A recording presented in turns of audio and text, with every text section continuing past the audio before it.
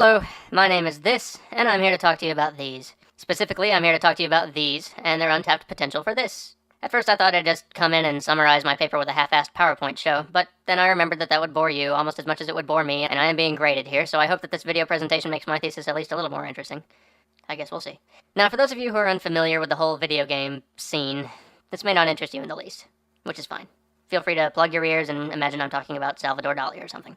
So, video games and storytelling.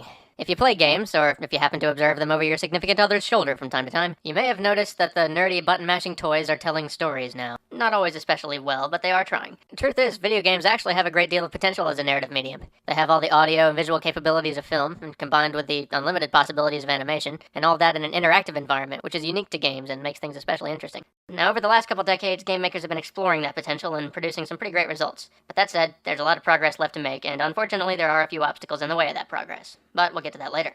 Now, if you'll indulge me, let me take you on a nerdy little history lesson, back to the early days of video games when the idea of games telling stories was laughable. You see, back in the day, games could barely establish basic context for themselves, much less tell a story.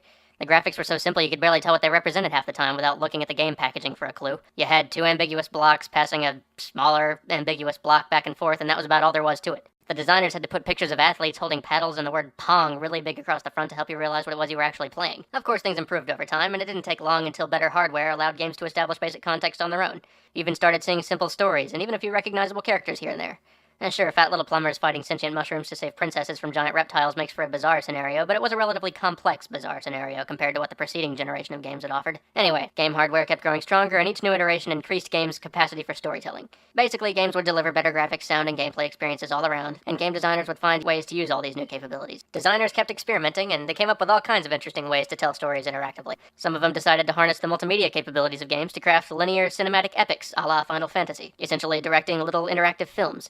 Other designers decided to just build a big open world and set players loose to explore, and let them discover the story at their own pace, such as the Elder Scrolls series and the controversial but still delightfully entertaining Grand Theft Auto games. But I'm starting to ramble, so let's just move on. Anyway, the point I'm clumsily grasping at is that games have evolved drastically over the years in almost every way. Graphics are happily nosediving into the uncanny valley, next-gen game consoles are showering us in 5.1 surround sound glory, and designers are polishing gameplay to a mere shine. But the development of games as a narrative medium has been hitting a couple of snags along the way. Simply put, the majority of games are poorly written. Now, there are exceptions, and some offenders are worse than others, but even games lauded for being literary usually have subpar writing when compared to any other medium out there. Now, if you don't believe me, I got a little test for you. Go look at the DVD rack in your local Best Buy and try to find 10 movies with a solid, well-written, thought-provoking story.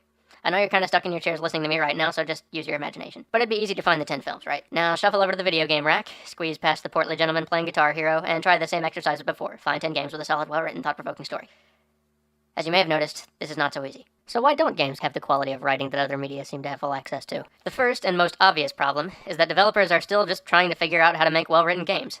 Believe me, it's not that they aren't trying at all. Trust me, these guys would love nothing better than to deliver the Citizen Kane of games. But you gotta cut them a little slack. They spent years struggling just to tell a story at all with the limited tools they had available to them at the time. And now that they have all the tools they need, they've just now realized that writing well is really, really, really hard. The people making video games may be brilliant designers and artists, but that does not make them capable writers. Now, the commonly accepted writing axiom is that you should write what you know. But many game designers are video game nerds themselves, and this collection of people has a tendency to be inspired by very specific genres of media. The designer of the critically acclaimed hit BioShock once expressed this very concern, saying that most video game people have read one book and seen one movie in their entire life, which is Lord of the Rings